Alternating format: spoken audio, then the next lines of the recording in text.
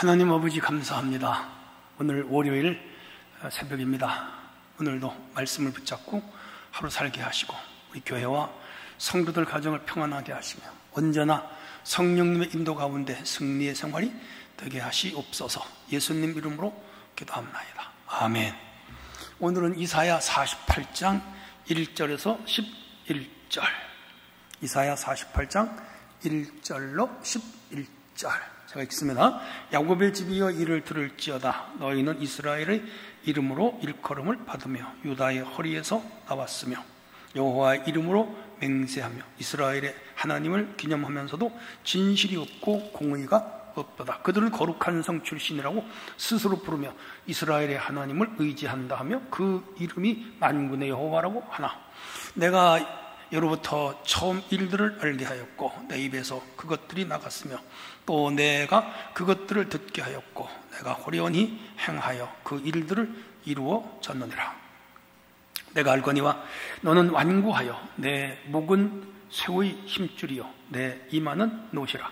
그러므로 내가 이 일을 예로부터 내게 알게 하였고 일이 이루어지기 전에 그것을 내게 듣게 하였느니라. 그것을 내가 듣게 하여 내가 이것을 내 신이 행한 바요 내가 새긴 신상과 부어 만든 신상이 명령한 바라 말하지 못하게 하였느니라. 내가 들었으니 이 모든 것을 보라. 너희가 선전하지 아니하였겠느냐. 이제부터 내가 새 일 곧 내가 알지 못하던 은비한 일을 내게 듣게 하노니 이 일들은 지금 창조된 것이요 옛 것이 아니라 오늘 이전에는 내가 듣지 못하였으니 이는 내가 말하기를 내가 이미 알았노라 하지 못하게 하려 함이라. 내가 과연 듣지도 못하였고 알지도 못하였으며 내 귀가 옛적부터 열리지 못하였나니 이는 내가 정령 배신하여 못해서부터 내가 배역한 자라 불린 줄을 내가 알았음이라. 내 이름을 위하여 내가 노하기를 더디 할 것이며 내 영광을 위하여 내가 참고 너를 멸절하지 아니하리라. 보라, 내가 너를 연단하였으나 은처럼 서지 아니하고 너를 고난의 풀무불에서 택하였노라. 너는 나를 위하여 일을 이룰 것이라. 어찌 내 이름을 욕되게 하리요 내 영광은 다른 자에게 주지 아니하리라. 아멘. 네, 성도 여러분, 또 한 주간이 시작이 됐습니다. 힘차게 살아가십시다. 오늘은 이스라엘의 새일 예고, 이런 주제가 되겠습니다. 우선 1절로 2절의 내용을 보시면요, 형식적인 신앙을 책망하고 있어요. 1절을 한번 같이 보실까요? 야곱의 집 이스라엘을 말합니다. 들어라 선포지여 너희는 이스라엘의 이름으로 일컬으며 유다의 허리에서. 그럼요, 유다의 후손들 맞아요. 12지파잖아요. 유다의 허리에서 나와. 그 유다의 허리는 다윗 왕조, 그러니까 왕족 국가 남유다를 말하죠. 근데 여호와 이름으로 맹세하며 이스라엘 하나님을 기념하면서도 그 속에 뭐가 없냐? 진실이 없다 이 말이죠. 입술의 신앙이 아니라 삶에서 하나님을 뭐지요? 증거해야 돼요. 근데 이들은 지금 하나님을 부르지만 그 속에 진실함이 없어요. 지난 구역 예배 어제죠? 핵심 내용이 뭐예요? 진실함이었잖아요. 믿음이 뭐예요? 진실함이에요. 우리 인간 거짓으로 똘똘 뭉쳤어요. 자기의 이익과 유익을 위하여, 그리고 상황 윤리에 따라, 그리고 곤란한 입장 이럴 때 뭐 거짓말을 밥 먹듯이 하죠. 그걸 하나하나 헐어내버리고 믿음의 집을 짓는 거예요. 믿음은 진실함에 기초하는 거죠. 여러분 얼마나 진실한가 스스로 한번 돌아봐야 돼요. 2절입니다. 2절. 그들은 거룩한 성 출신이라고 스스로 부르며 이스라엘 하나님을 의지한다.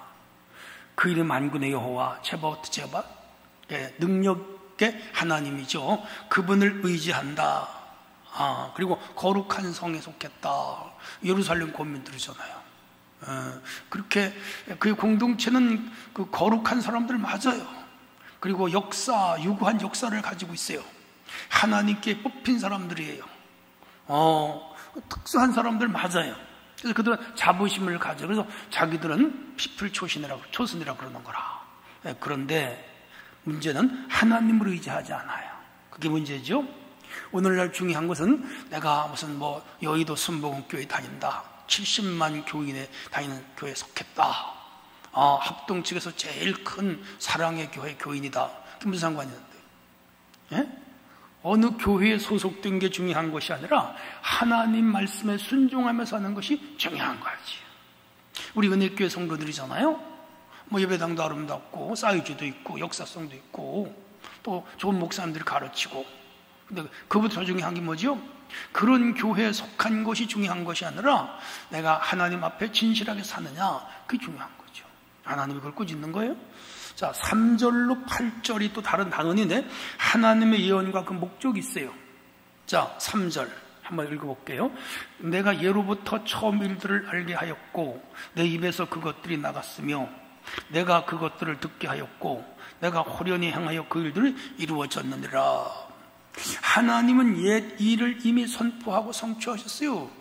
그러면 놀랍죠. 노아 홍수 사건은 차치하고라도 아브라함을 부르시고 이삭이 태어나고 야곱이 태어나고 12아들이 태어나고 애굽으로 내려가고 400년 만에 포로에서 해방이 되고 가나안 땅에 40년 만에, 이게 그냥 된 거가 아니잖아요. 지금 이 이사야의 배경은 남한국 유다 말기 때잖아요. 그 선조들이 이 이사야로부터 천여 년 전부터 살아온 이야기는 다 하나님이 계시하고 말씀하고 선포한 것들이 이루어지는 것들이잖아요. 그것도 눈으로 보았잖아요. 말씀 성취의 실제를 그들이 목격을 했잖아요. 자, 그런데 이렇게 하나님 말씀 반드시 이루어지는데도 불구하고 뭐예요? 그들이 믿지 않는다는 거예요. 순종을 안 한다. 여러분 교회 다니면서 예수 믿었잖아요. 구원받았잖아요. 천국 백성 되었잖아요. 영생의 확신이 있잖아요. 성령 체험도 했잖아요. 은사 받으신 분들도 있잖아요. 직분을 받았잖아요. 여러분이 교사가 되어서 다른 사람에게 가르치잖아요. 근데 뭐가 문제예요? 하나님 말씀을 그러면서도 자신이 믿지도 않고 순종도 안 한다는 거로. 형식적인 거죠. 이거 책망하는 거예요. 우리는 진실하게 믿어야 돼요. 자, 4절이 내가 알거니와 너는 완고하여 내 목은 쇠의 힘줄이요 내 이마는 우리 한국 속담에 아이고 그 사람 고래 힘줄 같아 끊어지지 않는 걸 말하잖아요. 비슷해요. 그리고 이마는 노시라. 뭐죠? 반질반질한 걸 말해요. 목이 곧고 완악한 백성임을 지금 여기 이렇게 아름다운 비유 문장으로 설명하고 있잖아요. 이걸 다른 말로 말하면요, 교만을 의미하는 거예요. 거만, 완악함. 그래서 교만은 패망, 선봉, 거만은 어머집의 앞잡인데, 믿음이 여러분 점점 약해지면요, 자기 고집, 자기 의지, 그리고 자기 주장만 드러나요. 교만해요. 목이 곧은 거죠. 여러분, 우리는 겸손해야 돼요. 온유해야 돼요. 그리고 참 믿음으로 순종해야 돼요. 그게 믿음이에요. 자, 5절입니다. 좀 길지요. 이 일을 예로부터 내게 알게 하였고 이를 이루기 전에 그것을 내게 듣게 하였다. 그것을 내가 듣게 하여 내가 이것을 내 신이 행한 바요 내가 새긴 우상을 보아 만든 신상이 명령한 바라 말하지 못하게 하였느니라. 하나님은 우상에게 영광이 돌아가지 못하게 그들을 가르쳤어요. 그리고 여러 번 매를 때렸어요. 하나님만 믿어라. 다른 신을 섬기지 말아라. 우상은 그냥 인간의 수공물에 불과하다. 금상, 목상, 석상, 그리고 정령숭배라든지 천체숭배 다 우상이다. 주권자는 오직 살아계신 하나님 한 분, 그 한 분만 믿어라. 오늘 유일신론이죠. 여호와 하나님만. 그 참 신앙 고백이 돼야 돼요. 베드로는 주여 전 그리스도 살아계신 하나님의 아들입니다. 도마도 고백했고 빌립도 고백했고 12제자 다 고백 안 한 사람 가론조다야. 그래 타락했잖아요.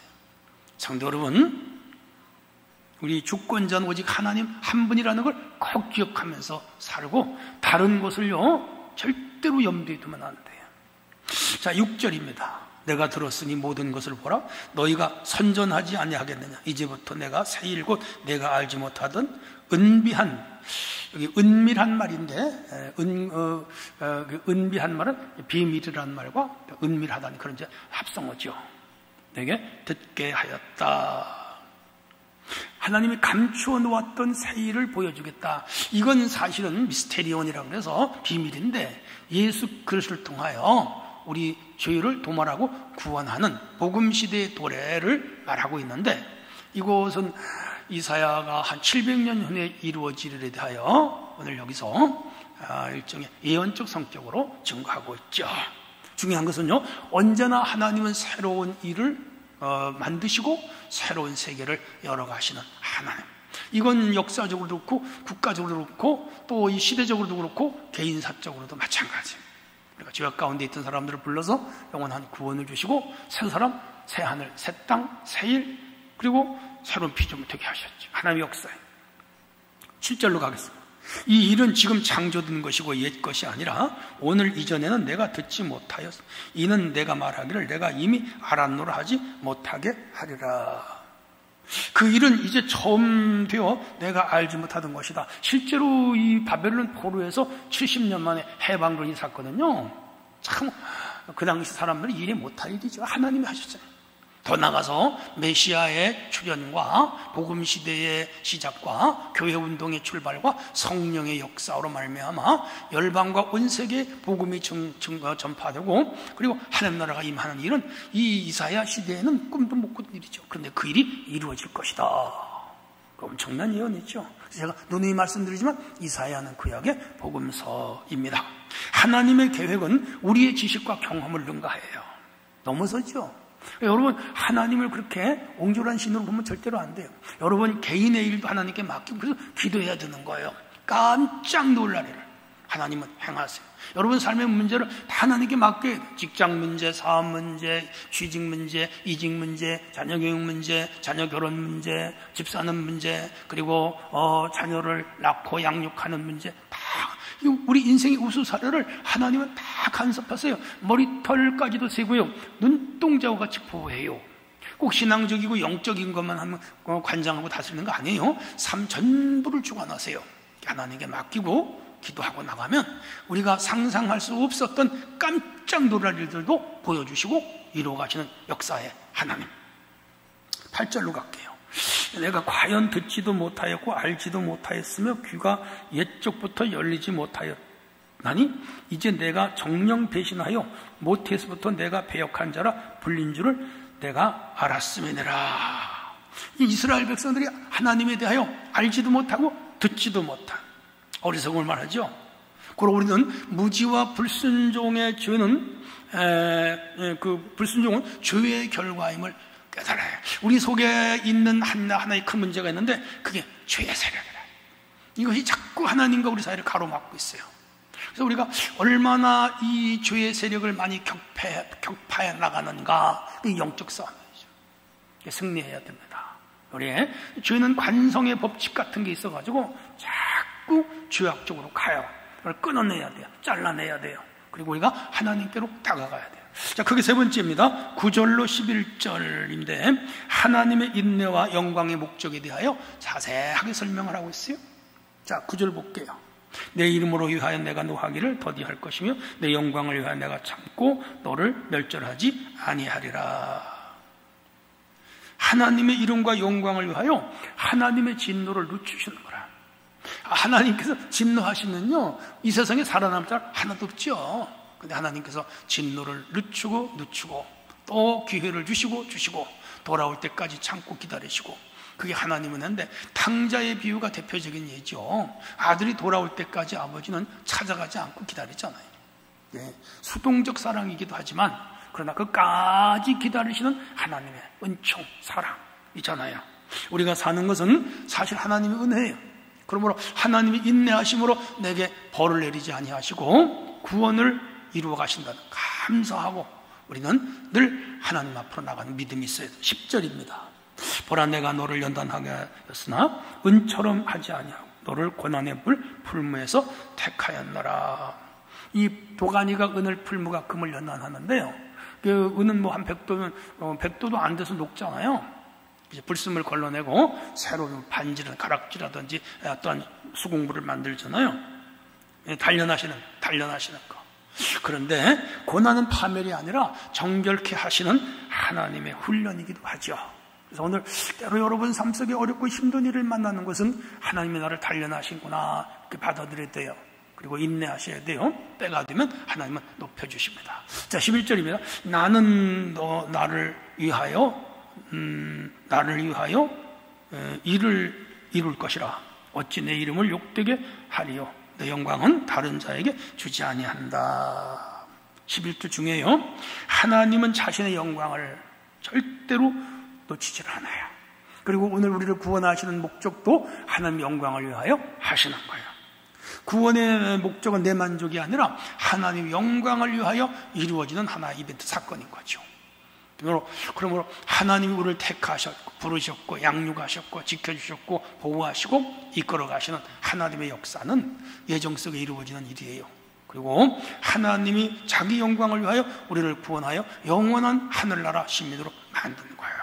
그러므로 그 가운데 사는 우리는 얼마나 하나님의 영광을 드러낼까? 이건 끊임없는 우리의 몫이지요. 결론이에요. 형식적 신앙은 하나님 앞에 아무 힘이 없어요.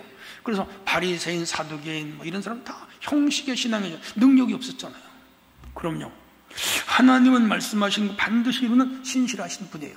그래서 우리가 신앙은 항상 하나님 말씀에 중점을 두고 여기에 초점을 맞추고 그리고 이 말씀에 몰입하고 이 말씀을 따라 순종하면 기적이 일어나. 기적이. 고난은 징계이자 동시에 정결케 하시는 하나님의 도구라는 것도 우리가 기억하셔야 됩니다. 자, 오늘 이렇게 해서 하나님은 이스라엘을 통해서 새 일을 예고하셨는데 오늘 우리 각자를 통해서도 하나님은 새로운 일을 예고하시고 이끌어 가십니다. 여러분, 하나님의 좋은 사람들로 쓰임받기를 주님의 이름으로 축복합니다. 하나님 아버지 감사합니다. 오늘도 이 말씀을 붙잡고 힘있게 살게 하시고 내가 하나님의 귀한 도구가 되어 복음 전파 영혼권에 매진하도록 인도하시옵소서. 예수님 이름으로 기도합나이다. 아멘.